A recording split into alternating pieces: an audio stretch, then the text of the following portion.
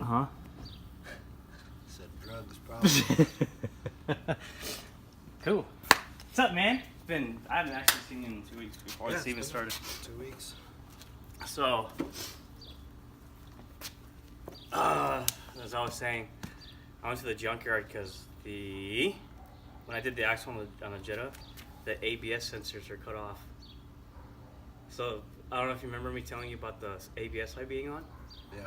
So I was looking at, I'm gonna eat shit. Yeah, the sensor's there, but the little piggyback connects to it is clipped off. Cut off. Yeah, I don't know why the fuck someone would do that, but. So On yeah.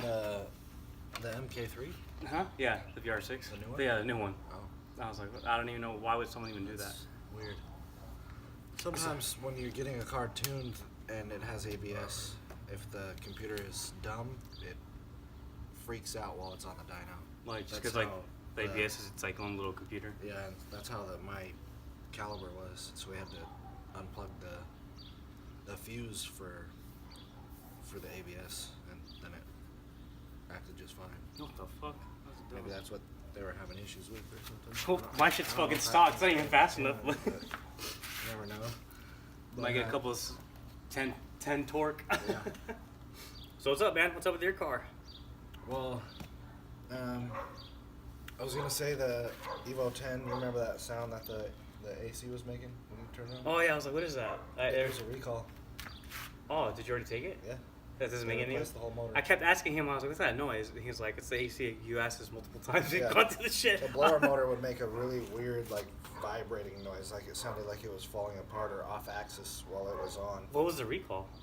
The whole blower motor would lock up. Oh, that's what it is. What does it have? Like fucking plastic gear on I don't it? know what it was, but they completely remade it, and now I got a new one in there. And then they replaced the clutch master cylinder, the whole thing. For free? Yeah. No way. Yeah.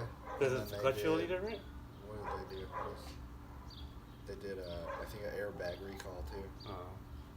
I remember I had a recall on my '96 Explorer, the 5.0s, XLT all-wheel drive. It was a recall on the cruise control, so it would lock up the pedal. So I looked it up, dude. This dude in Australia had that recall. His fucking shit was pinned out on the freeway. So he was doing like $130, probably like pinned out because they have like limiters out there. He calls the fucking cop because like this happened like in 2006, 2007, and then he's on the freeway, pinned out, calling the cops like I can't fucking let go. Down. I was like, dude, I would have fucking put the thing in neutral, or like fucking turned it off or some shit. Well, yeah, let it blow up. It's a recall.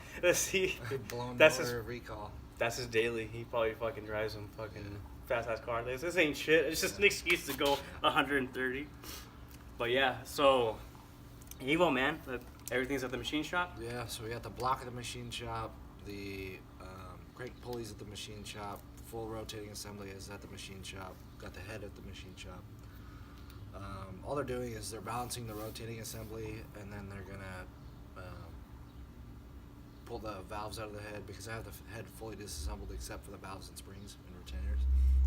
So they're gonna pull the valves out, clean it, dip the head, hot tank it, and clean everything out, make sure there's no metal shavings left from when I spun the rod bearing. I don't know if you guys know, but my car, I mean, we could show them. So here on the lift, basically when we finished the caliber, we did Kai's transmission, which that video is going to be coming out. As soon as we finished Kai's transmission, I threw this on the lift, reorganized my garage, and had the motor and trans out in like a day and a half.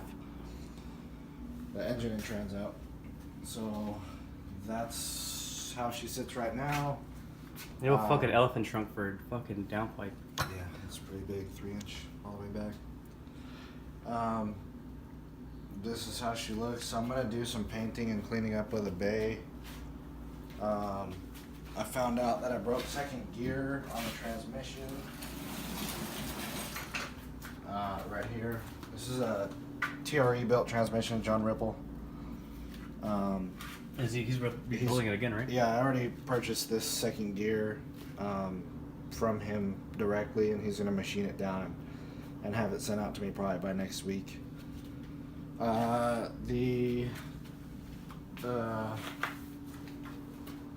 race machine shop that I have all the parts at said that the parts should be done by next week. So if all goes well, today is April 7th.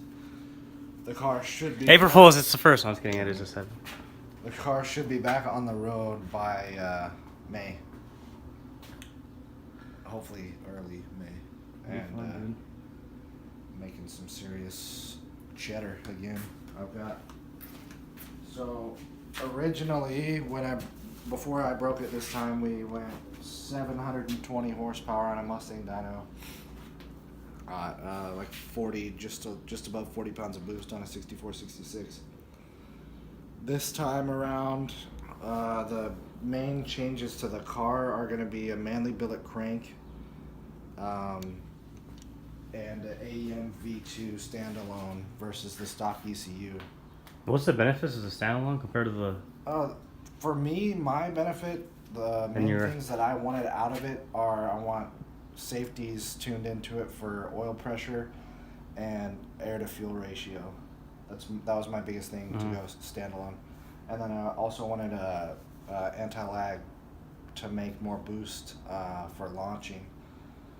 Because with the 6466, I kept falling out of boost with the stock ECU when I was launching, and that was my main issue with getting into the 9s. So the intent behind getting it done this time is I want to go 9s. I'll make 700 easy. I'll probably do like 45 pounds of boost. If it makes 7 and change, I'll be happy with that. And I want to go 9s.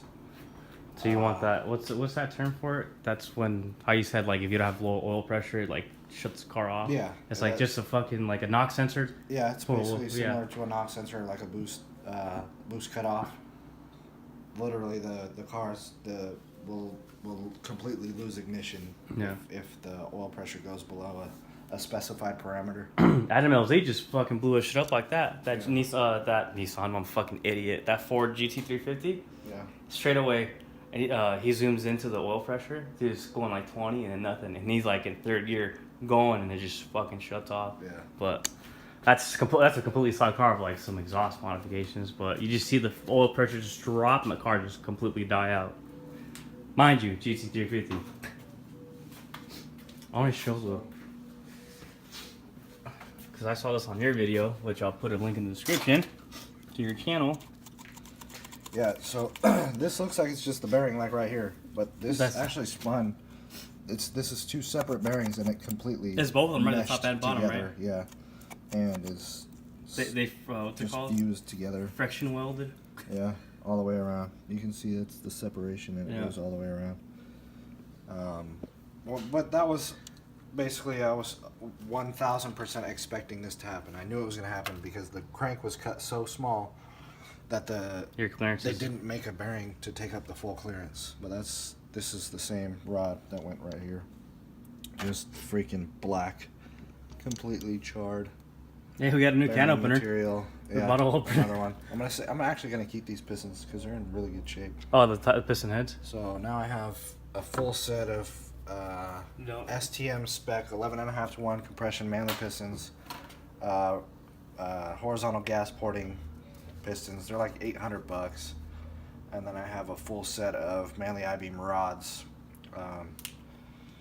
turbo tufts, and so I'm gonna probably, more than likely, I'm gonna buy a separate block and then just build it on the side. Yeah, have your donor.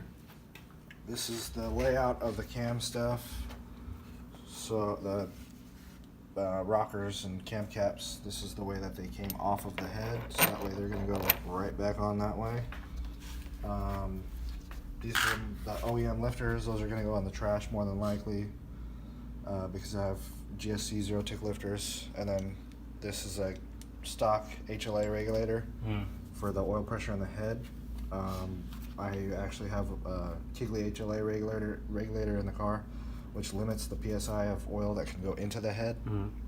So you don't So have that way fucking you blow don't- by yeah, and all that well- shit going to the catch can, actually, I'm sorry. Mainly, my biggest thing is it keeps the oil pressure in the bottom end of the block, and it keeps it not so much oil from getting stuck on top of the head. So that way we got more. Oh yeah, more on the bottom than on top. bottom. Yeah. And that's your thing for your MyVec, right? Yep, my vet cam sensor. Really, it's pretty basic. It's a pretty typical setup. ID 2000s. Those are Prius remanufactured coil on plugs. I mean, most of these parts are brand new. This alternator. Yeah, because the last engine went out so quick, dude. This alternator's got like 3,000 miles on it. Power steering pump's got like 3,000 miles on it. And simply put, it's still, all of these parts still have a lot of life left to them. But yeah, that's where we sit right now. I'd say within the next few weeks we're gonna start filming the reassembly, and I'm gonna blueprint everything. So if you guys want to watch that, that's gonna be a full time. I told you it's gonna be a 40-minute like time lapse, dude. It's gonna be an insane video. Yeah. As far as like complexity, because I'm gonna do everything from start to finish. I'm rebuilding the transmission.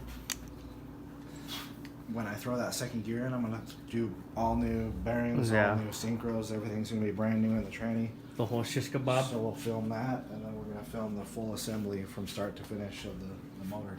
Notice how I didn't trip on anything because the floor's fucking. But yeah. Other than that, my car's got a new axle, and I'm just trying to revamp my suspension before I do anything fancy, because that's gonna be my daily driver. No one wants to buy my Crown Vic, because who wants to buy a Ford Crown Vic? Nobody, apparently. But other than that, mine's gonna be more suspension. And the Mini Cooper we didn't film a whole lot on, or at all. I kind of just wanted to get it done. So now, instead of driving the 10, which he has for sale, it's a Mini. How much gas have you saved since? So much. Dude, I was about to say, so on the Evo. I get over 400 miles to a tank in that thing. Jesus. And it costs like $40 to fill it up on 91. Yeah. Versus the Evo, I get like 220 miles to a tank, and it's like $50 to fill it up. Has the Mini been more fun? The Mini is a lot more fun if you like to turn really tight stuff. It's super slow. But your daily commute's mostly straight, though. Yeah. Once you get off the freeway, it's a little bit more funner, right? I'm assuming. Yeah, and the surface streets, I think it's like a giant go-kart. Yeah. So it's pretty fun. The Evo oversteers really easily. It likes to kick the back end out. That thing. That's why it has radials in the back. Yeah, this thing doesn't over or understeer. It just turns. It's the things on goddamn rails. Yeah. But all we did was a valve cover, water pump J pipe, thermostat housing, idler pulley, and that's about it. And it runs and drives great. Bought it for $400. Exactly. Thanks to Johnny. Love you, Johnny. Yeah. He's probably drinking a beer somewhere. Probably. But anyways, yeah. Stay tuned. We'll be. It's about to get real.